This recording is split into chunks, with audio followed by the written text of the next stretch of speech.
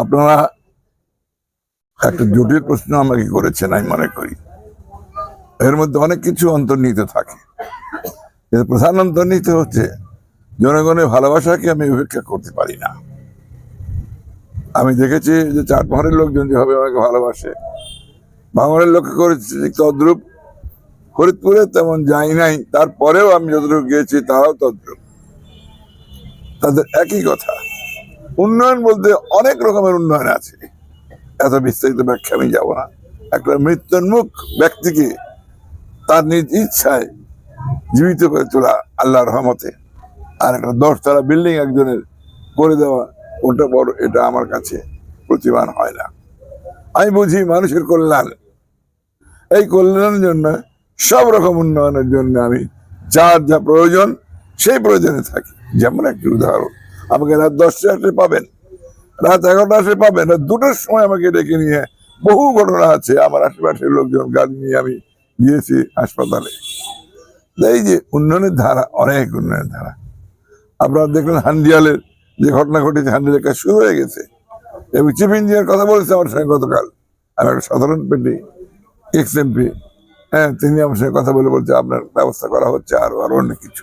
যাই হোক, আমি বলতে চাই যে জনগণের যে ভালোবাসা, এর উদ্যোগের ক্ষেত্রে আরেকটা ব্যাপার, এই যে এখানে এত লোক দেখছেন আমার আশেপাশে, এরা আমাকে কি পরিমাণ ভালোবাসে, আমি তাদের ভালোবাসার ফল ফসল কিছুই দিতে পারি না, কিছুই দিও না।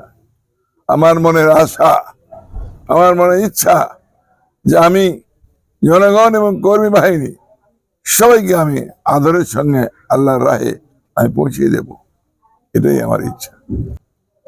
আর নির্বাচন করব বলেই তো আমি আজকে এ ধরনের ঘটনা একটা আমি করি নাই, আমার সতীর্থগণ করেছে। আমি এই জন্য আল্লাহকে শুকরিয়া আদায় করি যে এদেরকে আমি কি দিয়েছি, এদের কি পরিশ্রম করেছে, একজন দুজন না, প্রায় 1000-এর মতো মোটরসাইকেল ছিল, তার বেশি তো, অনেকের মতো 3000। এত মোটরসাইকেল কোথায় পেলো, আর কোথা থেকে আসলো, আর কিভাবে আমাকে নিয়ে তার আগলে গিয়ে তার আনন্দ উল্লাস করে আসলো, আর সারা মানুষের মুখে হাসি। যখন মোটরসাইকেল নিয়ে গেছি, রাস্তার ধারে খোলা গাড়িতে দাঁড়িয়ে দাঁড়িয়ে চাইছি, সবাই হাতে তাড়িয়ে দেয় আর হাসে। হাসে কেন আমি বুঝতে পারি না, তারপরে বুঝি আনন্দের সঙ্গে হাসে যে না, আনোয়ার সাহেব দৃঢ় প্রতিজ্ঞ নির্বাচন করবে। তো এটা আমার ইচ্ছা নয়, জনগণের ইচ্ছাতেই আমি অতীব প্রতীয়মান যে আমি নির্বাচনে বদ্ধপরিকর। যাকে এখানে নমিনেশন দিয়েছে তার কি এলাকা নাই? তিনি কি বড় একটা এলাকার মালিক না? তিনি কি বড় নেতা না? ওখান থেকে কেন আপনি ক্যাসেট দেখেন নাই? তাকে মারপিট করে তাড়িয়ে দেওয়া হয়েছে, তাকে হই হুল্লোড় করে তাকে ওখান থেকে তাড়িয়ে দেওয়া হয়েছে। তাহলে যে নেতা তার এলাকায়, তার বাড়িতে, তার নির্বাচনী এলাকায় স্থান নাই, সে আমাদের এখানে আসছে, আর সেই নেতার পেছনে কি আমাদের নেতা লোকেরা যাচ্ছে? আপনারা সাংবাদিক বোঝেন, আপনারা বুঝতে পারবেন।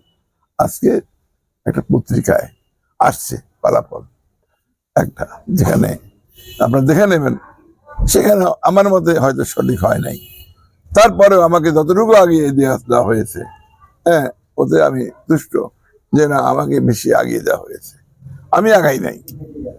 এরকমের আপনি মাঠে ঘাটে জিজ্ঞেস করেন, যে কোনো জায়গায় জিজ্ঞেস করেন, ফরিদপুরে জিজ্ঞেস করেন, সব জায়গায় যে কাকে চাই, কি অবস্থা। এই জন্য আমাকে তারা আরো উদ্বুদ্ধ করেছে, আমি প্রলুব্ধ হয়েছি। আমি আল্লাহর কাছে আমি মাথা নত করে তার কাছে সকল সেবা দাসের অঙ্গীকার নিচ্ছি। আপনারা জানেন ওনার যে সিন্ডিকেট আছে, যে সমস্ত লেভেলের লোক আসছিল, তার 2 র্যাঙ্ক উপরের লোক হলো, সর্বোচ্চ উপরের লোক হলো স্ট্যান্ডিং কমিটি। স্ট্যান্ডিং কমিটির 10 জনের কাছে আমি কথা বলেছি, আমি কি করব, আমাকে ওখানে কিভাবে, আমাকে না জানিয়ে আমার এলাকায় আমি 5 বার নমিনেশন পেয়েছি, আর আমি প্রিয়, আমি জিয়া পরিবারের আমি আমি আমি সন্তান, হ্যাঁ, আমি জিয়ার রহমানের নমিনেশন পেয়েছি, খালেদা ম্যাডামের নমিনেশন পেয়েছি, আমি তারেক রহমান আমাকে 18 সালে নমিনেশন দিয়েছি, সর্বোচ্চ ভোট পেয়েছি আমি সবসময় সব জায়গায়।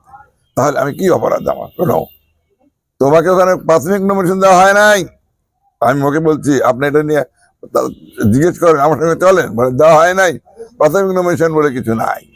তবে অন্য এলাকা থেকে এক এলাকায় যাচ্ছে, তাকে কাজের জন্য অনুমতি দেওয়া হয়েছে। আপনিও কাজ করেন, আপনিও কাজ করেন, সে যদি আপনার চাইতে বেশি ভালো হয় দেখবে, এই নিয়ে আপনার কোনো ঘাবড়ানোর চিন্তা নাই।